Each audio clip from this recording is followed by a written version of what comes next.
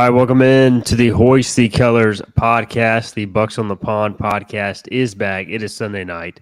Easter Sunday will not stop us. We're still rolling along with the Bucks on the Pond podcast. I'm Stephen Igo. As always, admittedly low energy after a heck of a weekend. Concert Friday night. My daughter's first birthday was today. We celebrated yesterday. We did Easter with the family today. I'm tired. Scott Lowerbatcher, Jonathan Wagner, they are here to carry the show. Guys, it's all on your shoulders. Do you think you can handle it? We'll see. One way to find out, I guess. That's not an encouraging response. I'd start. So, yeah, congrats to NC State basketball. I guess we should get that out of the way. Their run continues. Casey Ramaley continues to make money off of them. I think we all kind of have made some money off State at one point or another at this rate, right? Oh, yeah. Riding the pack to women's team too. That is true. Women's team. It's all going to come to a screeching halt for our athletics program Tuesday night when they lose to ECU at home. We'll get into that. All right, so we just went live. JPN 1212 is already having a conversation with himself. He also says he's going to have a newborn as of Thursday. So congrats first off on that, because that is going to make you a lot more tired than I am right now. So enjoy that, but congrats, man. Seriously, that's awesome. We always start with overall thoughts. Again, we are live, YouTube, Facebook, Twitter. We should say early on, bots, robots, AI. We've been racking up the bot viewers lately, getting to the 400 or 500 range on X. We're already at 53 and counting, 2 minutes into this thing. So we'll see how much further we can go with that. Leave your comments on YouTube, Twitter, and Facebook. We'll get to them throughout the show for the next hour. So let's go around the horn, guys. Overall thoughts, 4-0 week, huge bounce back week for East Carolina, and big RPI moves. We'll talk about that and more. We'll start with Wags. What did you make of the 4-0 week?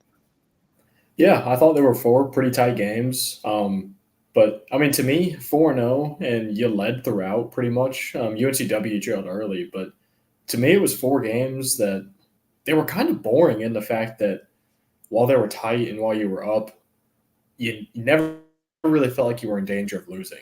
And so I think that speaks volumes. This team, they played well in tight games. One mistake could be the difference, and they didn't make those mistakes this week. And that's a difference over the past couple of weeks at times. So it was impressive all around. Pitching, I don't think was sharp, but it did the job. And the hitters, again, I don't think were sharp, but they came through. They got the jobs done, and a lot of bunting and a lot of sacrifices, and it worked. But it was a tight one, and tight games are what you're going to have to win in the postseason. So I know it's UAB, but it's encouraging to see those types of wins come through.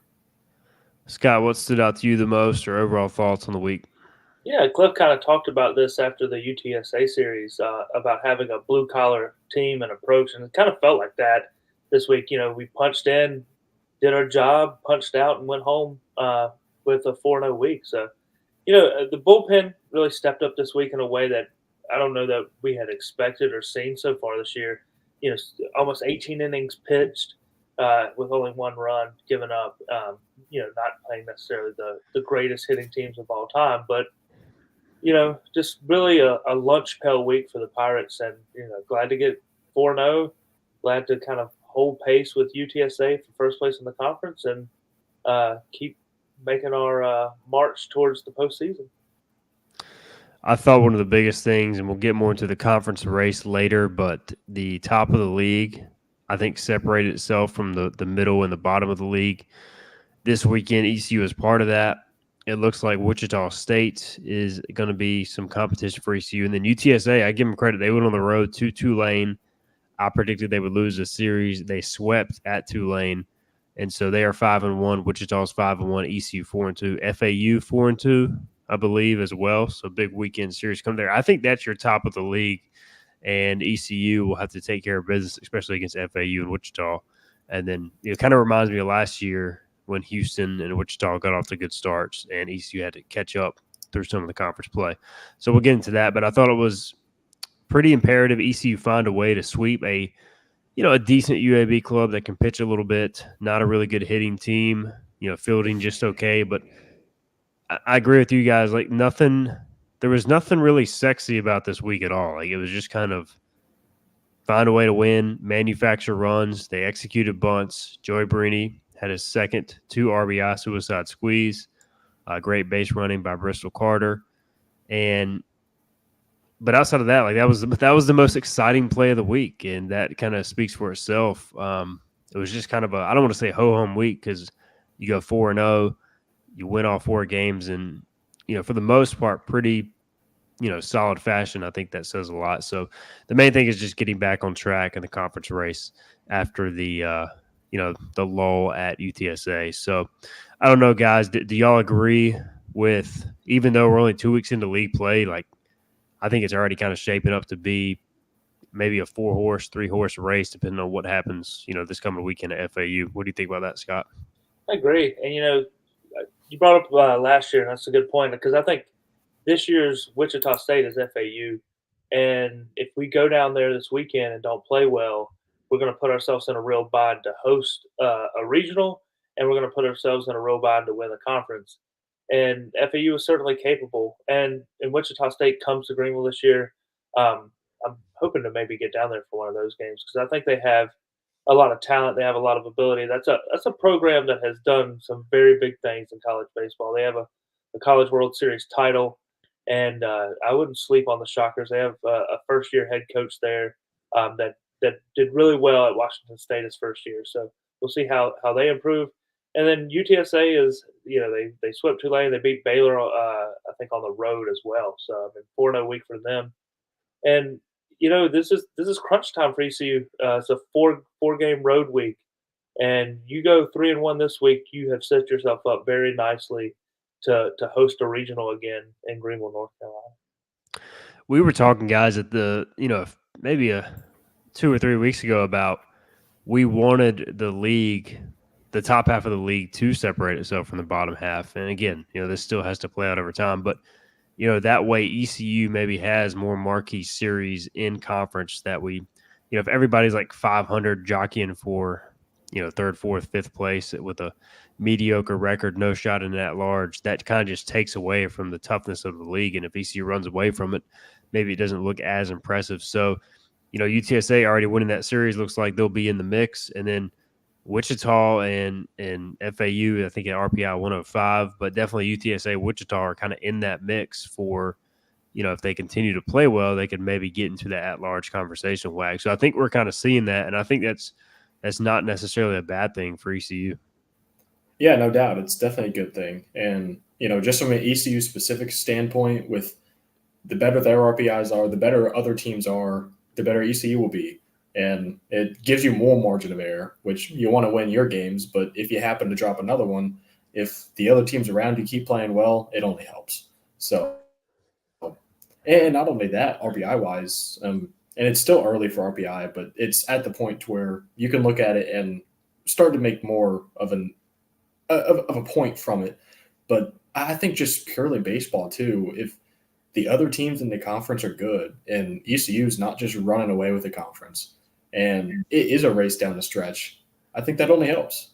So I hope that's the case, because if ECU just runs away with it, not that they're going to take their foot off the gas, but if they go into the final 2-3 weekends per se, and they pretty much already got the conference race locked up, like we've seen in the past, then, I just want to see it stay close. Keep having to win, keep winning tight games too. It's only going to help in the postseason. So I would love it if that kind of happened with the top 4. Just keep winning and at least give it a chance for an at-large bid for someone else. It hasn't happened in a while, and it would be really nice.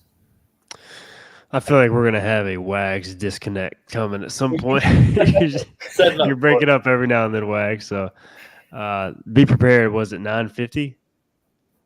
9:50, yeah. Oh. Hey, last week it waited until 10:30 after the show. That is correct. So it's coming at some point. All right, Golf Yoda says it's not just the fact we won that UNCW game, it's the way we won that game. Shutting them out after allowing 4 runs in the first couple of innings was impressive. I felt like we turned a corner.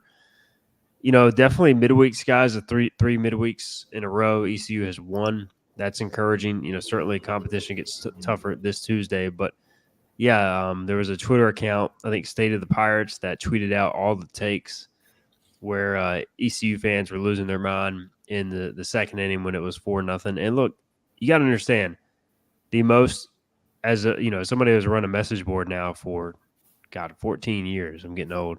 The most emotional state of a fan is in game. You live and die with every pitch. Like that's just part of it. So yeah, you're gonna say some stuff that maybe you regret or probably shouldn't say in the midst of a game thread. Like everybody's in there, bitching and moaning about every little thing. That's just part of being a fan. Fan is short for fanatic. So, I wouldn't worry too much about those things. Also, State of the Pirate, somebody pulled half his tweets in game, and they were very similar. So, I just thought that was funny. But I just wanted to bring up that comment from Golf Yoda because I think that is a good point in regards to how the Pirates won that game. Great to see the bullpen deliver there. And sweep UNCW, Scott, after the Seahawks swept ECU last year. So, look, that's always been a thorn in the side for ECU, no matter how good or bad both teams are. That is a tough series. So good to sweep that one. Yeah, I mean, it's a quality program too. I mean, it's a program that I think Cliff himself has a lot of respect for, and it's one I'd like to see us play on the weekend at some point in the near future. I think they've earned that right as a program to get a weekend series in Greenville. I don't know that it needs to be a traveling series or anything like that, but it's certainly for me a game that I definitely want to win. One of my the groomsmen in my wedding pitched at UNCW, so I always circle that one on the schedule. So we swept them this year. They swept us last year. We swept them the year before. So hopefully next year we can keep our sweep streak going and not let them take it back. UNCW up to 73 in the RPI. They swept North Carolina A&T on the road, which has a solid club this year. They are looking at them. They are 11-1 in their last 12 weekend games. They have struggled a little bit in the midweek, but they swept St. Joe's, took 2 out of 3 at Charlotte, swept Elon, and swept NC A&T. So right now that's a top 75 series sweep, and we'll see if that holds. They got a big series, big week ahead. Coastal Carolina and then Charleston. The Seahawks play those 4 games at home this week, so we'll see how that pans out. All right, so somebody asked, why did ECU jump so much in the RPI solely off UNC winning? So we can all touch on this, but essentially it comes down to how your opponents do. Obviously, beating UAB moved the needle very little. UNCW was a solid midweek win, but the UAB series, ECU basically had to sweep to hold firm for the most part in their standing. So Ryder swept St. Peter's. North Carolina swept Wake Forest. On the road. Liberty. Say what?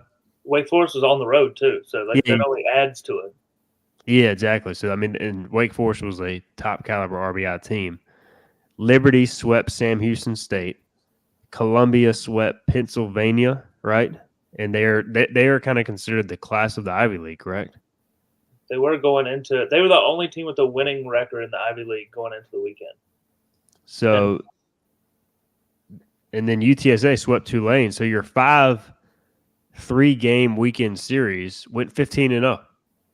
That is why ECU's RPI jumped to number 13. And kind of stupid, but you take it on a week like this, right, Scott? Yeah, of course. And then to go through those teams, you look at Ryder, 6-0 in the MAC, the MAC with 2 A's. They're tied for first. UNC is 10-2 in the ACC. They're tied for first in the Coastal with Virginia Tech. Columbia is 5-1 in the Ivy. They're in first. Liberty is 5-1 in Conference USA. They're tied for first with Dallas Baptist. So, you start looking ahead. I think Dallas Baptist is still very much the class of Conference USA. They're a top 10 team. But you start looking ahead at the potential for these teams to make the field, right? Because we played well against all of them. And if they make the field, our record versus the field, which is a metric that I've heard pop up more and more the last few years with the committee, is only going to be even better because we played well at all of those weekend series. Wags, you look at it, Ryder sitting at 121 in the RPI, Liberty at 152, Columbia 165, UTSA 85, and UNC is 4. So, that UNC series is obviously holding a ton of weight, and we talked about it essentially, at some point, UNC, if they keep winning weekend series, they're going to jump ECU. They have, but this is still potentially a big feather in ECU's cap to have that series win under their belt. Yeah, no doubt. And North Carolina looks like right there at the top of the ACC. You know, Clemson's there, Virginia Tech's there, Duke's there, and Carolina's there, and I think that's your top four. And all those teams look really good. So, and as much as it hurts to say, you know, for some people, we really need UNC to keep winning. And I think if it'll help from a lot of standpoints too. If Carolina keeps winning in the ACC, their RPI is going to stay high. It's only going to help us. So then, if say Clemson and UNC run through the ACC, and maybe one more team joins them and they just dominate, and you have three good ones and the rest kind of beat themselves up, then it's going to take out other hosts. And it's going to be a grind to host. It's going to be a battle. I think it's going to be really tight. Just because there are so many teams in the ACC, the SEC. So unless, like we said before, unless some of those teams start beating up on each other, then ECU's going to need help, and they might have to get lucky. So I think it'll only help. And I know some people are going to hate it, but UNC winning will only help us moving forward. UNC at Virginia this coming weekend. Man, their schedule's tough. Notre Dame, which is a manageable series, then at NC State, then Virginia Tech at home, Louisville at home, and then at Duke. So, I mean, they're going to be, unless they just fall apart, you know, a top 10 RPI most likely. So they're going to help boost ECU. So that's definitely big and, you know, definitely an ACC contender. All right. So I'll tell you what, before we go any further, we do have to discuss what happened to the Washington Nationals in the ninth inning today, Jonathan Wider. We are all representing our favorite Major League Baseball teams, so we'll use this opportunity to, first off, nothing like opening the season Reds Nats, and I always enjoy like when you guys are texting, like trying to downplay your teams as they're blowing the games, and then the Reds end up walking it off. So, what happened, Wax? Well, look, I'll start with this. The Nats are going to suck this year. I think they're going to be better than people think they're going to be. That's not 75 wins is the max, and I think that'd be a good year. But this is the first time I've ever been able to normally watch Nationals games because I have Masson now through DirecTV Stream. So even though I watched that painful walk-off today, there was still part of me that I was like, you know, at least I got to see it. And I actually get to see the team instead of basing my opinions off of scores and other people's tweets. But yeah, that sucked. The Nats go in 5-3. Reds are down to their final strike. Scott's close to wearing a Nats shirt on the podcast tonight. And then Kyle Finnegan gives up back-to-back jacks. And here we are. So, oh well, it sucks. But there's going to be more losses like that this season, I'm afraid. Sick red shirt, Scott. So brag about your Cincinnati Reds take them on over one of the best young teams in baseball. It's actually a Jeff Hoffman jersey tee. So sick. Shout out Jeff Hoffman, bud. Yeah, I looked to see if we had a martini glass because on opening day, Nick Martini went long bomb twice, and I was just gonna wait for this segment and then sip my martini, but we don't have a martini glass or martini ingredients in our house, so that was disappointing. And then today, after our bullpen just fell apart yesterday to come back and win on a walk-off home run. What a series to have blacked out so that you can't watch it, for me personally. And yeah, Jeff Brantley's call on the radio was phenomenal. So shout out to Mississippi State grad Jeff Brantley, former Red pitcher. Would have preferred to hear Tom Brenneman's call, but you know, it is what it is. Too late now. Watching Castellanos. Home run. To you know, shout out Julio Rodriguez for winning. No fly zone, by the way. I gotta figure out my camera. No fly zone. Julio Rodriguez walk-off RBI single Saturday night to win Scott a bet. So that was well done. Mariners split a 4-game series. I hate 4-game series to open a season. Like, come on, man. What are we doing? Just play a 3-gamer. And the Mariners, they reinvented their lineup so they could strike out less, and right now they're on pace to strike out more than the last season. So solid start there. 2-2. You know who else hates 4-game series? The Miami Marlins. Oh God, I was about to say Cliff Godwin as he hates him. And Yeah, the he's Miami still Marlins swept by the Pirates. Speaking of Pirates, Pirate baseball. When's the last time the Pittsburgh Pirates swept a 4-game series? It has been a long time, I'm I would guessing. assume it's never happened. Bill Mazeroski was on the team, and that yeah. That's a fair assumption. All right, moving back to ECU baseball. Just had to get that in while we could. All right, what do we think? Ethan Norby as a Sunday starter, JPN 12-12 likes at Wags. What do you think about Norby and his production? He's now thrown 7 scoreless innings over his last 2 outings, so definitely on a good run here. Yeah, I mean, it's hard to look at what Ethan Norby's done and say that he shouldn't have that role at least for another week. But I think that's what it's going to be. It's going to be a week to week thing. Norby's looked really good. I mean, if you would have told me that Ethan Norby started a game on a weekend and it went 8 2/3 of no hit baseball, um, with him, Danny Beal, and Eric Ritchie, I would have said you were crazy and I want what you're on. So he looked really good. I think he came out, he really commanded the strike zone, and he really took control of the games. When he worked into trouble, he was able to get out of it, trusted his defense a little bit. And that's a freshman. And if he goes 4 innings, obviously he ran into his pitch limit there a little bit, and he's not really stretched out to be a full-on starter to go 6, 7 innings yet. But for a Sunday, if he can keep going 4 innings, 5 innings, and pitch like that, I'd take it every single week. And I like Jake Hunter in a bullpen role, versatile. He can come in. We saw him close a game this weekend, and he can come be your first guy out of the bullpen and give you length. If, say, Norby doesn't go deep on Sunday, then Hunter can come in and do that. So I like Hunter's versatility. I think he just looks better as a reliever. But ultimately, I think that Sunday job is going to be week to week. We're going to see Ethan Norby some. We're going to see Chris Kaler some, I think. So just depends on the matchup. But so far, so good. You really can't ask for better. Yeah, I was about to say, I feel like it's going to be, obviously Ethan pitched well. I'm happy for him, but I almost think it's just going to be a matchup thing every Sunday now, or a field thing from the coaching staff. I don't know. Is this a concern, Scott, that really I don't know if there will be a true number 3 starter all year, and obviously I don't think it's the end of the world, but what do you make of kind of the Sunday situation at this point for ECU pitching? Yeah, I mean, we talked about it on Tuesday nights to begin the season when Jake Hunter was pitching well about how important having a true starter going into midweek games is. And Sunday games are kind of like midweek games that turn into bullpen games more often than not. And having somebody that can go give you 4, 5, 6 innings is really important. Norby did it this weekend. He did have 4 walks in 4 innings, but he didn't give up a hit.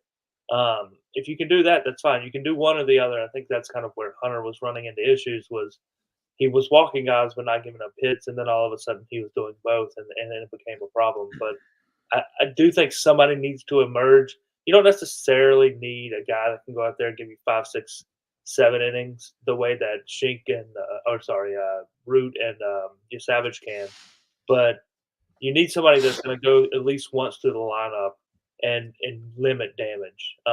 And Norby did that this weekend. There's been times where guys have done it once and twice and then kind of fizzled out in that role. So let's see what he does this weekend on the road, especially. I think is a big test for Ethan Norby. And we haven't really even talked about the near no hitter. So true story. I was, again, we had my daughter's first birthday Saturday, so we were out Easter egg hunting and all that during the game. Shout outs Griffin and Kaysen for covering for Hoist the Colors. Had the game on the TV, like in the background, first few innings, saw ECU get out to a pretty big lead. Went outside, came back in, settled in, watched the final few innings. Had no idea that that there was a combined no hitter going. And I saw Wags' eyes. He texted, the eyes emoji. I'm like, what are you even talking about, Wags? Like, I thought he was like referencing something stupid during the game. And all of a sudden, like with 1 out in the ninth inning, I'm like, oh shit, they don't have a hit. Like this is legit about to happen. And didn't say anything. I was just like, oh shit, basically. Shout out to the announcers for not really trying to jinx it. I don't really believe in that stuff. If it was a no hitter, it was going to be a no hitter. But we almost saw history, guys. So I guess that was exciting. Just a shame they couldn't finish it off. Yeah, and I'm the same way. I don't want to jinx it. So I said no words. It was just eye emojis. And you guys were not the only group chat I did that to. And luckily, I think everyone except for Igo picked up pretty quickly what I was going for. So, it was really cool. We were really close too. Came down to 2 strikes away. And then you get a walk, hit by pitch. And then you knew kind of at that point they were going to get hit. But yeah, it was good. And I think not only Ethan Norby that we talked about, but Danny Beal was the first guy out. He wasn't available on Friday due to soreness. So the fact that he was able to come in on Saturday and pitch that effectively, and then Eric Ritchie did well as well. And I want to touch on that because I saw the comment. But, Ritchie being a Sunday guy potentially, I could see it down the road. And he's looked – I talked about him last week. I gave him a shout-out, and – he's just looked really good as of late. And I know in the ninth he did work into a little bit of trouble this past week, but Richie looks good right now. His off speed is really good. And when he's pitching that fastball and he's finding it in the zone, commanding it, and he can get ahead of guys, then he's really effective. And not just against lefties, and I've been one of his harshest critics this season. There's no shying away from that. And I think a couple of weeks ago I called him a lefty specialist, the AJ Wilson of the staff. But I think he's showing me he can be more. So it was nice to see him come out, even though he couldn't finish off a no-hitter. Still doesn't take away from a really special performance on Saturday. And it was really nice to see. Scott, did you have any clue what was going on? Or were you kind of in and out Saturday? I was definitely in and out because it was the only day that I got a nap in. So I was coming in, but I did know that it was going on. And we actually had to get back to my in-laws' house, and there's like it's the ninth inning, the game's not close. My wife was like, "You about ready?" And I was like, "I can't know." She's like, "Why?" And I was just like, "No, I'm not going to say the words." And then she said, I have to watch Eric Ritchie walk. I have to watch Eric Ritchie. She said no hitter, so it's her fault. Oh, I'm just kidding. It's not her fault. It's somebody's fault. I think Ritchie did not want to throw a strike. And just get them swinging. And UAB was not a team that was going to swing at stuff out of the zone really all weekend. So, guy just got a good swing on a ball and kind of lifted it out there. I thought I don't remember who was playing left, but I think you dive for that no matter what. You just do right. it. Because if it gets past you, we're still at 4. But I don't know. I would have dove for it. I felt like it may have been catch. I mean, he probably would not have caught it, but like I do think he could at least dove. Was it Bristol at that point? Because wasn't Carter playing center? Yeah, Carter was the center. It was Bristol. Yeah. But he probably wouldn't have caught it. Bristol's pretty fast, so I think if he felt like if he could have caught it, he would have dove because Bristol's that type of guy. For sure. But yeah. All right, a few things here we got to get to. Skull Pirate says can't win a regional without 3 starting pitchers. Not true, Skull. It happened in 20 whatever year. ECU had 22. ECU had 1 starting pitcher, CJ Mayhew, that can make it 4 innings, and ECU won a regional. They swept it. It's not ideal, but it can be done. There's actually a lot of teams in college baseball that don't really have a 3rd legit starter. Skull says I'd bet less than 10% of baseball fans know that's a Reds shirt. I do feel like it's a pretty obscure red logo. I would put it more at what? If you're a baseball fan, you're probably at 25%. You know it's a red shirt. Like you would be able to guess it. Yeah. Yeah. All right. So Adam McMunn says best part of a Reds fan talking smack on a Pittsburgh Pirates 4-game sweep is the last time it happened was in Cincinnati in September of 22. That sounds right. So that's pretty hilarious, Adam. Tough, Scott. Did they make the playoffs that year? I don't think they did. I don't think so. I couldn't tell you. Will Scott shave his beard if ECU beats NC State? Skull Pirate wants to know. Sure. Wow, that was easy. Is that a yes? I'll do it. I don't care. Are you going to go just leave the mustache? I don't know if I'll do that. I might get kicked out of my house. We've never won since I've been going to these games at NC State.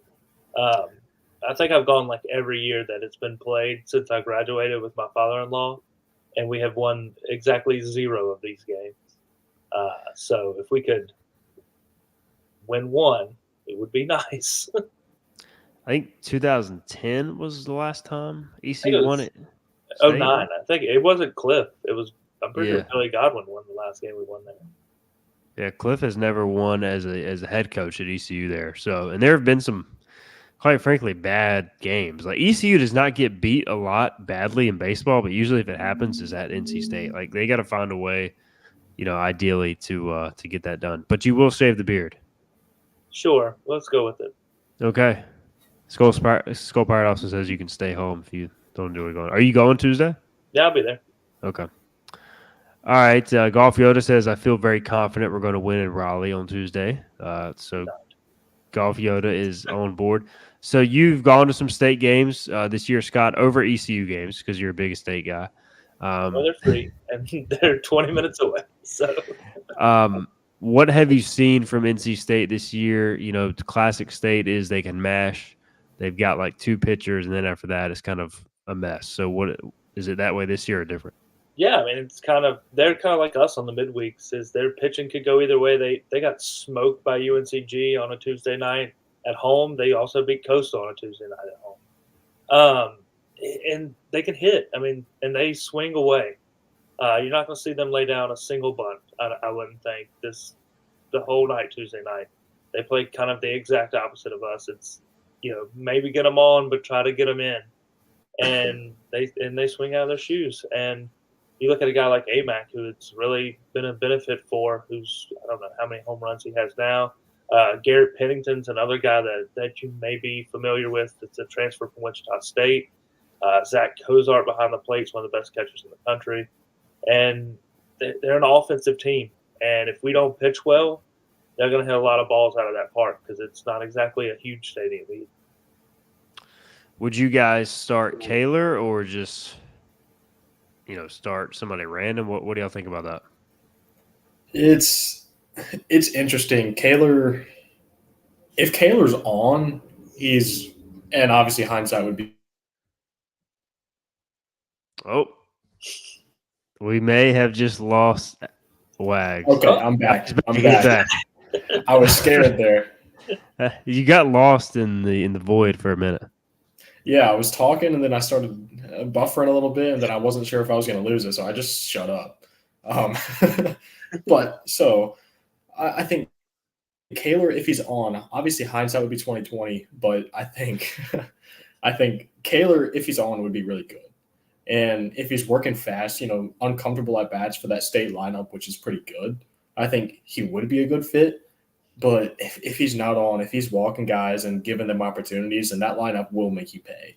But at the same time, it's like, who do you go to? Do you go to Jake Hunter? He only pitched once this week, and it was to close out the second game on Friday. So that's another one I could see, but it's the same thing. If he's walking guys, that lineup's good enough. They will make you pay. So I don't know if there is an obvious answer. I don't know if there is an answer, but I think it would be one of those two. And I don't know if there's much that really differentiates them against that team. But either way, whoever pitches and whoever follows out of the bullpen will have to be on their game and be pitching at their best if you want a chance. Because, again, that lineup's so good. So either way, throw strikes, make them beat you. Don't beat them. Or don't beat yourself.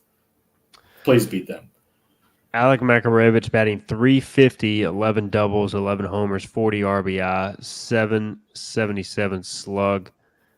He does lead their team in strikeouts, but has also walked 13 times. He has hit in 3 double plays, which also leads the team, and has made 5 errors. But he's crushing the ball. He's got the green light, so we'll see what happens there. State hitting .305 as a team, a 6.51 ERA on the mound as a team, which is pretty bad. So basically, they haven't played the toughest schedule of anybody in the country either. They had a series at Hawaii. I think they played VCU on a weekend. And as far as like ACC play, they got swept at Georgia Tech. They played Notre Dame, and they beat Duke in a series, I think. Yes, that's right. Yeah. So, I mean, they've played some good teams. That's right, because I went to one of the Duke games. Duke didn't pitch particularly well that game. The ball was kind of flying out of the stadium, and they hit a walk-off home run. But yeah, as far as who I would start, I'd start Shinkman. I think getting a lead early and shutting them down early on is going to be the key. If you go out there and you give up 2 or 3 runs in the first couple innings, I think it can snowball quick, especially there. It's going to be a loud crowd. State fans are on top of the world right now. It's going to be hard to bring them down a peg, but if somebody can do it, we got to be the ones to do it. It is interesting that their two top hitters are both American transfers, as you said. Pennington hitting 307 or hit 307 last year. Now he's hit like 380, and he hit 15 home runs last year. Already has 7 this year. So both AMAC and Pennington have actually seen their numbers increase since going to state. So interesting. We'll see what happens Tuesday. I think it'll be interesting. Pirate says, what about starting Trey or Root for our midweek games coming up versus State and Campbell? Not going to happen. And at the end of the day, guys, ECU still has to win a conference championship to host. And I think that's the bottom line. Like, if you don't win the conference, unless UTSA or, Wichita go on some amazing run, I think you realistically 95%, 99% of scenarios say you have to win the conference to host, right? Yeah, for sure. Yeah. So you got to. And doing that to Trey or Root, it's never going to happen because that would just completely throw off their routine too. And that's a disaster waiting to happen. So no thanks.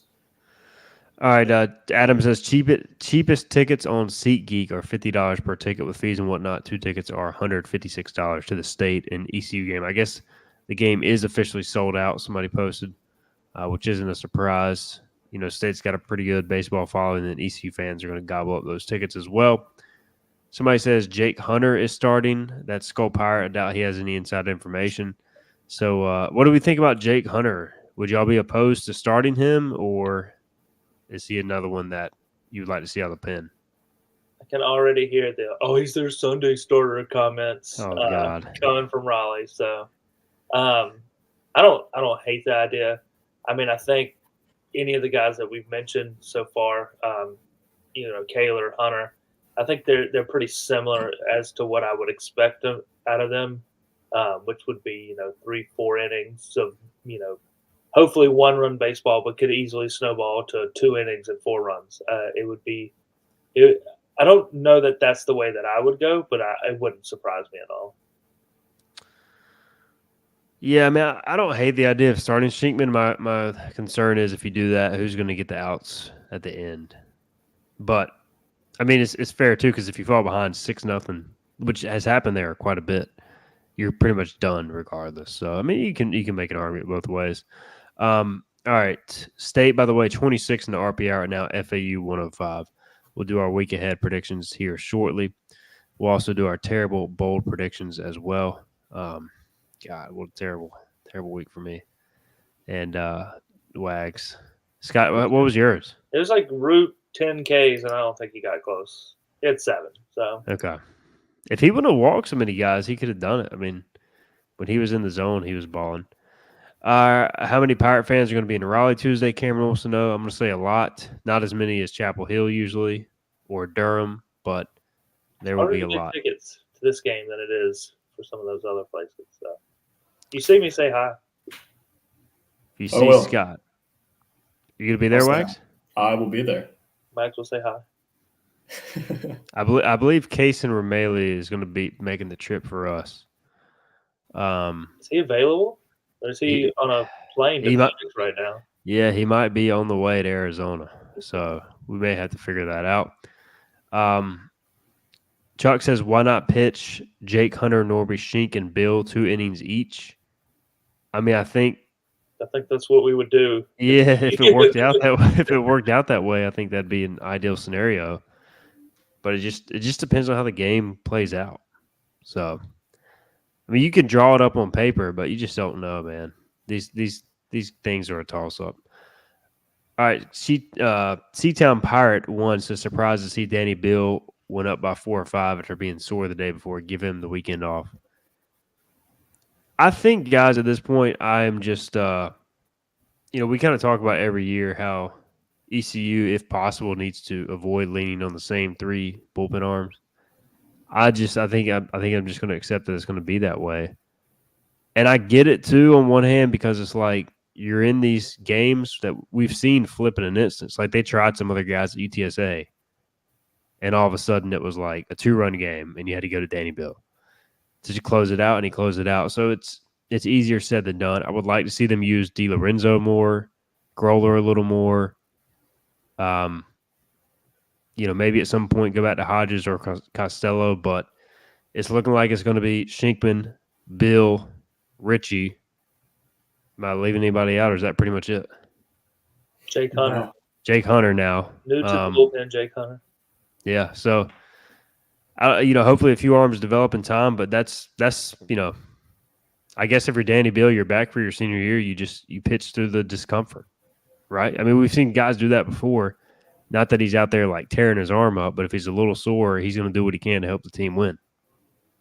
Yeah, I was not a fan when the broadcast said that Beal was throwing on Saturday and getting warm, just for that reason. And it's just if he was out for 2 games on Friday because he was sore, and I don't know how sore he was. All I know is he was out with soreness. That's all I know. But yeah, it's just at this point, I get it, but at the same time, like don't risk it, and because he's going to pitch on Tuesday, so I don't know. I think you do need to develop other guys, and like Igo said, it's the same conversation every year. But go back to 2022 in the Super Regional, and you kind of went through all your guys, and then with your season on the line, the 2 guys left in the bullpen are Bradley Wilson and Wyatt Lunsford Shinkman, who was not the Wyatt Lunsford Shinkman that he is now, and we saw how that went. So getting guys experience in close games, like I talked about earlier, every game this week was close. So I think getting more guys experience a taste of that action when it really matters. I'm not going to say it can only help because it can hurt if they're not on and it doesn't work. And obviously we've seen that. But in the end, that game experience is untouched when it comes to value. So guys like Jaden Winter early in the year, he was looked at the potential high leverage guy out of the bullpen, and he's kind of disappeared as of late. Haven't seen him in a while. So that's someone else I would like to see come back. And if he's on, he can be a back end guy. So I think you got to get other guys work, but at the same time, I'm not expecting to, and they're going to ride the guys until their arms fall off. You're looking at Danny Bill right now. So since March 9th, from March 9th to March 30th, that is 21 days, he appeared in 9 games. Let's see, 1, 2, 3, 4, 5, 6, 7, 8. Yep, 9 games. 8 of those 9 appearances, he went multiple innings. The only one he did not was against UNCW in that 9th inning at UNCW. So 9 multi-inning appearances in 21 days, and many of those coming like 3-4 times a week. I mean, that's a lot of work. So I don't think, look, Danny's not going to not take the work. This is why he came back. So I'm not saying that, but at the same time, it's I don't know. I just would like to see like more DiLorenzo Growler at some point in the right spot. I don't know. What do you think, Scott? Yeah, I mean, and the times he pitches are all high leverage situations too. So it's not like he's going out there with like a 4 or 5 run lead and a cushion.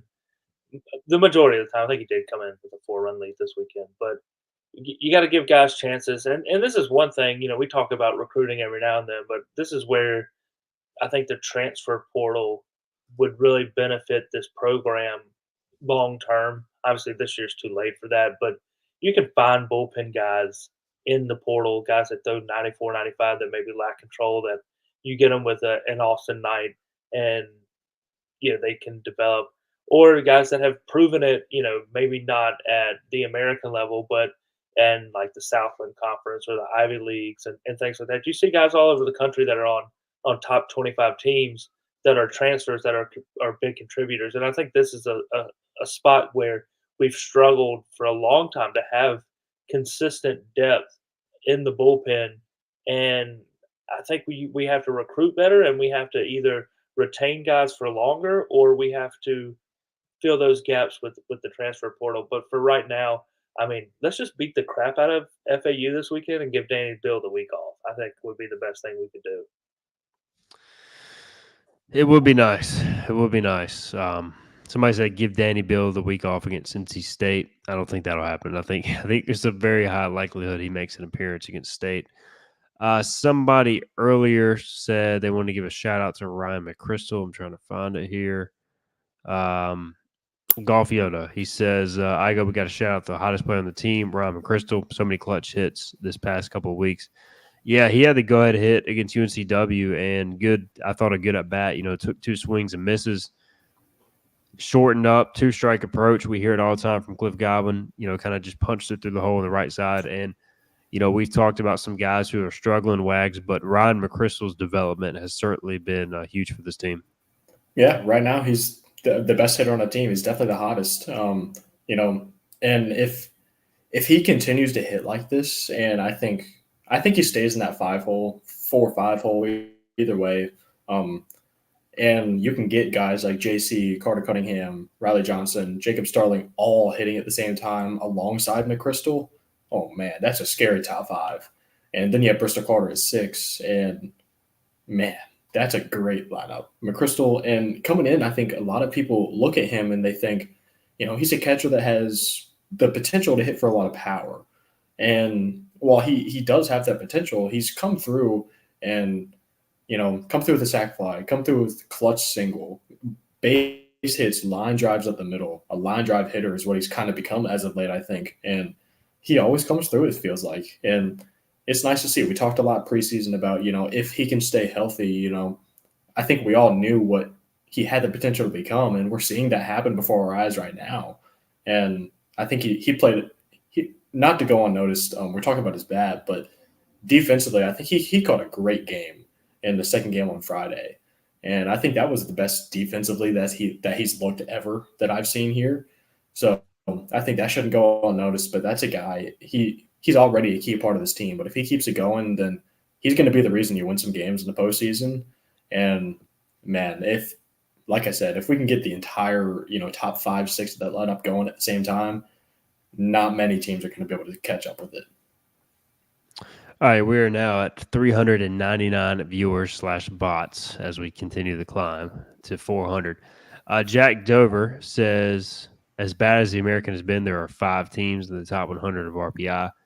He also says, Cam Claunch, where is he? Cam Claunch, you can hear him on Hoist the Colors tomorrow at 12 noon. I have confirmed he is still alive. And look, Claunch is an ultimate team guy. I'm not going to put him in the position where he, to talk about playing time or all that.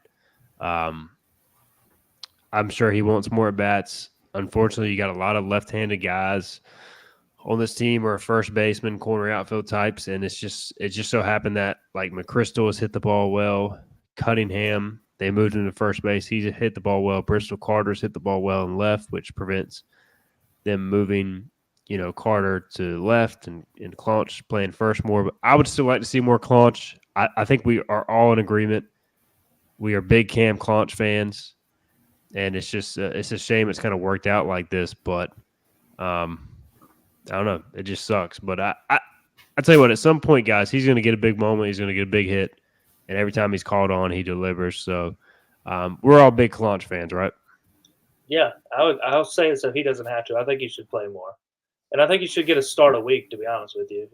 And I think he's a bat that is going to be useful in the postseason. But if you don't give him an opportunity during the season to drive in runs and to see pitches, it makes me a little more worried that he's not going to be able to gear it up when the time comes. Not that I don't think he can, because I think he will.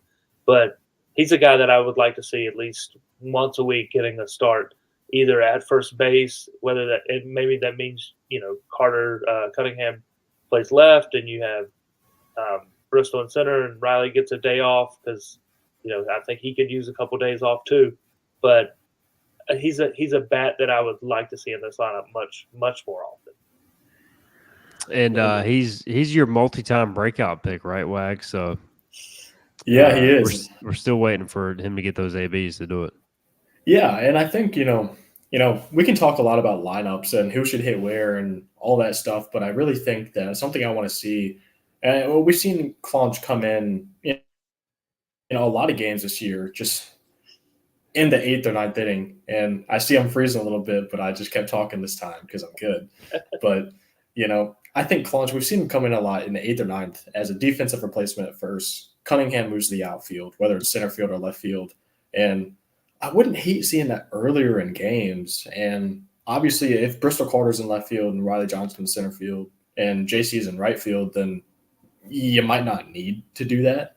But say if Riley gets a day off, like Scott said, giving guys days off, even the DH spot, McChrystal catches maybe 2 games a week instead of 1, and Will Coxon gets a 1 day off completely a week. Not DHing. He's not going to come in. If you need another catcher, it's Walker Barron. So I wouldn't hate that. But Claunch is a guy, I believed in him. I've always believed in him. And going back to his freshman year, I wanted to see him pitch. And now he's not listed as a pitcher anymore. So I've always been a big Claunch guy. But he's the ultimate team guy, like we've said over and over. And I agree. When he does get that one chance, whenever it comes, I'm confident that he's going to come through. All right, Johnny Robertson says the last time the Pirates were held to under 3 extra base hits in a 3-game series was 2016 versus Monmouth. ECU had just 2 extra base hits this weekend. That was 2 doubles on Saturday from 2 freshmen, Bristol Carter and Colby Wallace. No home runs. Johnny Robertson said the last time that happened in a 3-game series was UConn in 2017. And yeah, my prediction of ECU hitting 8 home runs during the week looks completely stupid because I'm an idiot.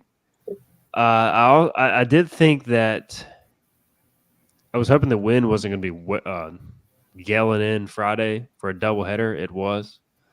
When I first got there was like a jet stream out to right. I was like, oh, man, this is perfect. And then by like the second inning, it shifted directly in.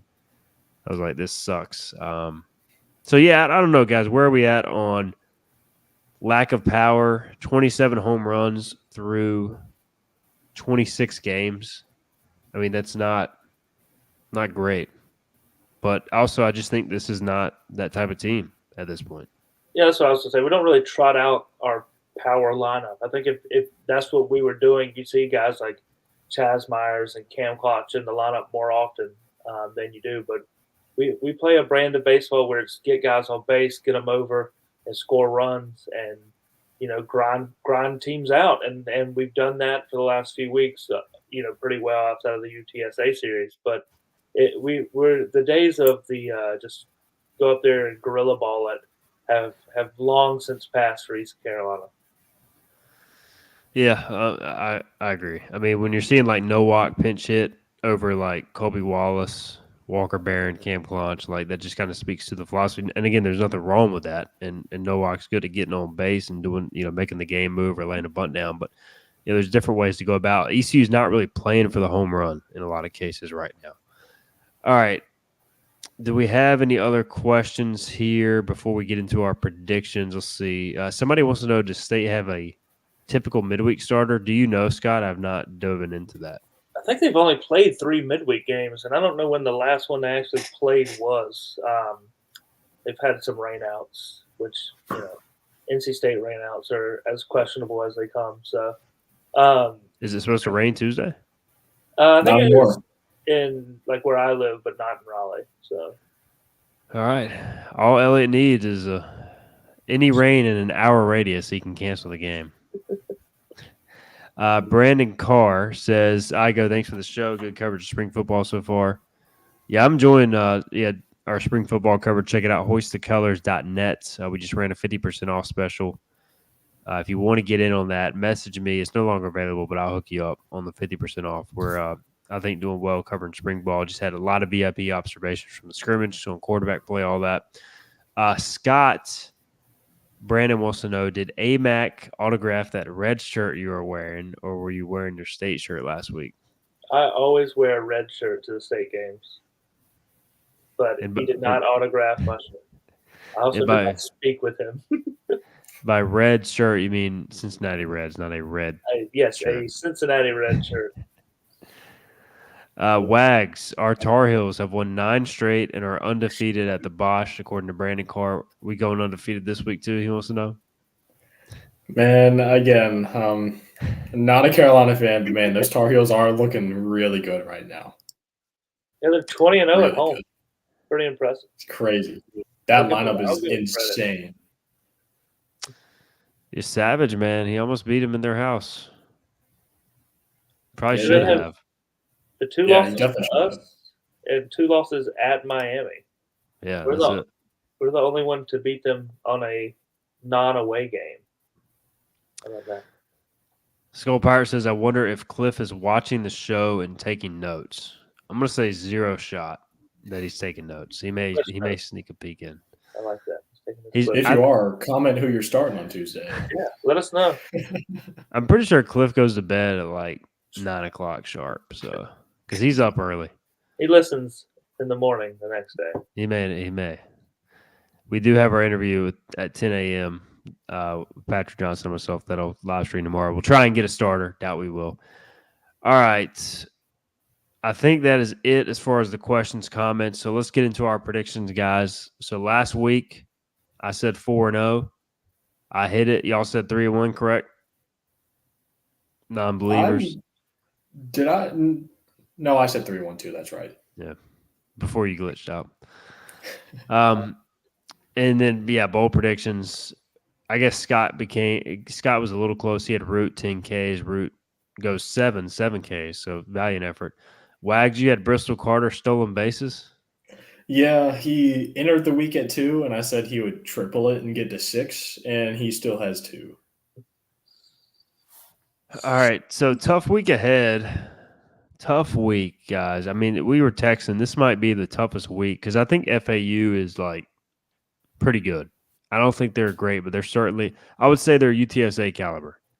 So if ECU dicks around, they could easily lose this series. This is a tough week, and then you started off with at a place you have not won in well over a decade at State on Tuesday. So it's going to be a tough week. We'll go record predictions, and then I tell you, I need more time to think about my bowl prediction. So let's go around the horn record prediction, then we'll give bowl prediction. We'll start with Scott. I'm gonna go 2-2. I just have a hard time believing in us on the road until we prove it. And we've been about a 500 road baseball team this season and really last season too. So I hope I'm wrong. I'd love to be wrong, but I'd like to see us prove me wrong before I do anything other than 2-2 on the road. Wags. Yeah, I'm deciding if I want to follow Scott because I agree with every single word that he just said, including 2-2. Part of me wants to go 3-1, but yeah, it's just I gotta, and it sucks coming off of a pretty strong 4-0 week, but they've got to prove it to me. And I don't think I don't think this weekend is going to be a pushover, and State certainly is going to be a tough game. So give me 2-2. It wouldn't surprise me if they go 3-1. I don't think they'll do any worse than 2-2, but I could see either, but I'll go with 2-2. Prove it to me. All right, I'm going 2-2 as well. I think they win 2 out of 3, but lose at NC State. Adam says AMAC strikes out 5 times, all on breaking balls. JPN agrees with Scott, 2-2. Adam says 3-1. ECU loses 1 at FAU, so he's got State as a win. And the Chuck says 2-2. All right, bold prediction time. Who wants to go first? I'll lead you. Let's go.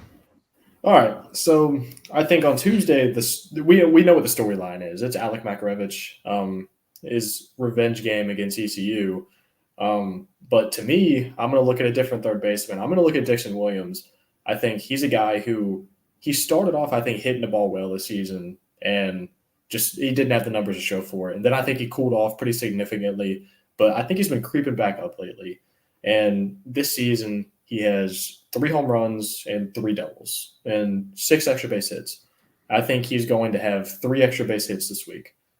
One of them is going to come against State, and I think he's going to rack up a couple doubles, maybe a homer. I'm not going to go specifics, but 3 extra base hits for ECU's new third baseman.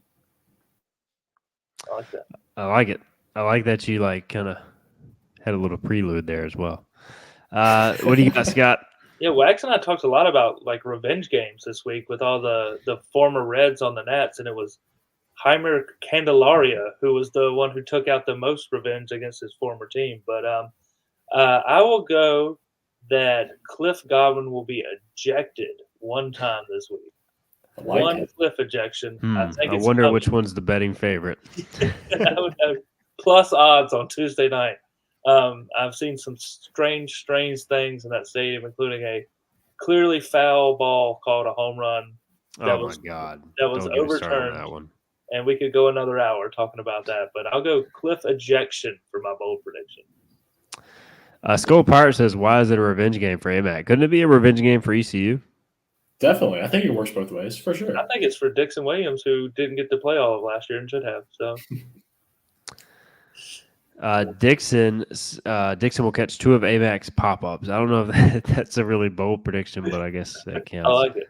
All right, now this is the boldest of all. Chuck says Nationals get a wild card in the MLB playoffs. Chuck, now you're just Okay. What are the live odds on that? Let's look that up right now. Fangraphs odds on playoffs. Not to go on a Nats tangent, but like I said earlier, they'll be better than I think a lot of people think they will. But the pitching is just not going to be good enough. Josiah Gray's your ace, and Josiah Gray's at best a 3, I think, and I love him. Mackenzie Gore is a good 2, but he's your 4 right now because he's starting the home opener. But half the team is not going to be on the team by the trade deadline, and the young guys are going to be good and give a boost at the end. But I'm going to stop there before I get too far. But I disagree, but they'll be better. All right, I'm going to go. I'm trying to think here. Let me know when you get those live odds. Are you looking at? I got them right here. Yeah, all right, plus what is it? 2,200. So Chuck, if you have $100 and you want to put them on the Nationals right now to make $2,200, then you do that and you donate that money to Team Boneyard in Wag's honor. I might imagine. The honor of Wags. All right. I'm going to say East Carolina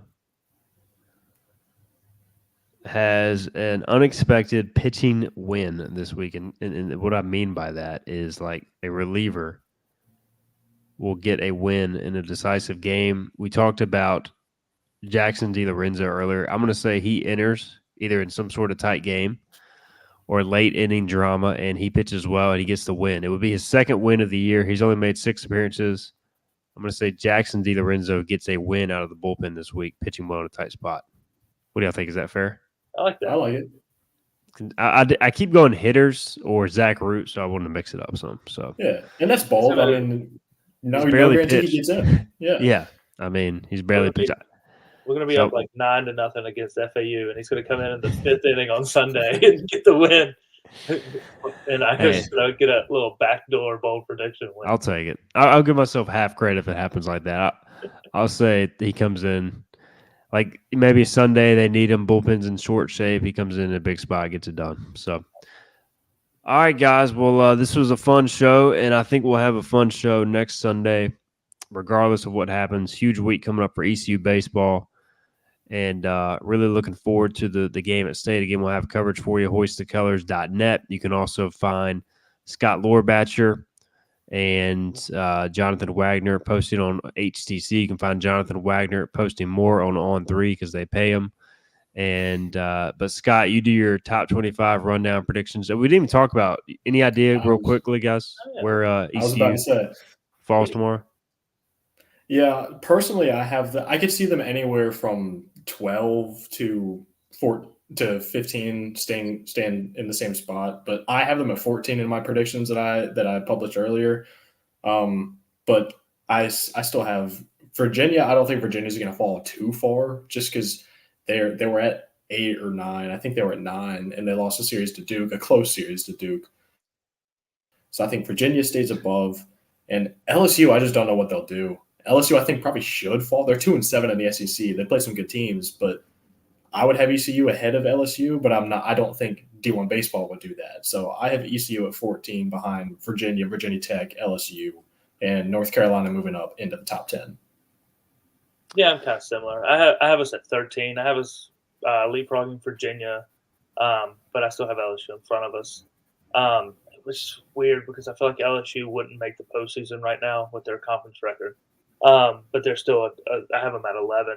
I have UNC jumping up to 7th. I think they'll make a kind of a run up the polls this week. I mean, they have 4 losses, and they're all to really good teams. I think the most interesting thing is there could very well be no Big 12 teams in the top 25. And that matters to us as East Carolina fans because the Big 12 typically, whoever wins that league, whether it's the regular season or the postseason, or the conference tournament, I should say, typically host. And it's typically not just a host, but a national host. And right now, there's nobody in that league that I think is in the hosting conversation. UCF has a really high RPI, but I mean, I don't think they're a national host, regional host type team. And outside of them, I mean, maybe it's Oklahoma State can go on a run. West Virginia maybe could go on a run. But I just don't see it. And the Big 12 not being great at baseball is really, really weird. My 25th team is Nebraska. UCF could definitely take that spot over Nebraska. It's just a matter of whose love will come out more for D1. Is it their love for the Big 10 or the Big 12? I saw somebody ask about Wake Forest. I have Wake at 23. They lost a series at home to a really good team. They did get swept, so I do think they'll drop quite a bit. But Wake is on that verge of full-on snowball to Fake Forest, baby. Fake Forest. They're back. I think they're back. And it wasn't just their normal Friday and Sunday guys this weekend. They got hit around by everybody. I mean, UNC had 14 home runs.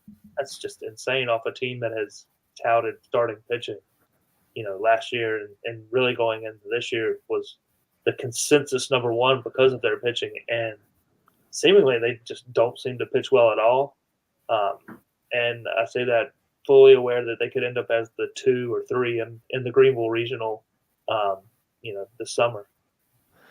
Yeah, Wake Forest guys, I mean, at this point, if you were doing projections, they're trending towards being on the wrong side of the bubble. I mean, it's incredibly early, but losing a series to Duke, losing a series to Virginia, they did win 2 out of 3 against Louisville.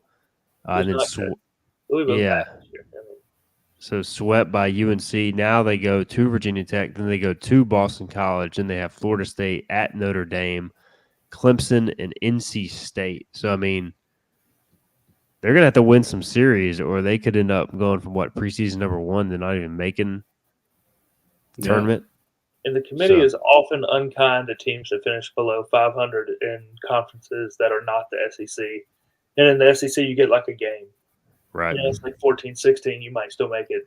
13, 17, you might still make it. But you go 13, 17 in the ACC, you're not making the tournament. They're not putting you in with it. We know John Gilbert's on the committee this year, so he's going to hold Fake Forest's feet to the fire. So, all right, guys, y'all, anything to add, or are we good to get out of here? I think that's it. All right, thanks to the 436 bots for tuning in and the 3 of you that left comments. Like, no, we had more than that. But appreciate everybody for tuning in. Maybe they are real people. Maybe we are just that popular. You real speak up next time and like and comment and subscribe and all that fun. Yeah, for sure. But no, I appreciate everybody tuning in. And if you're not watching live, appreciate you checking out our podcast version. Always subscribe to the Hoist the Colors YouTube page so we can continue to get those numbers up and hit the notifications bell, or Scott Lorbatcher will enter your house and hunt you down.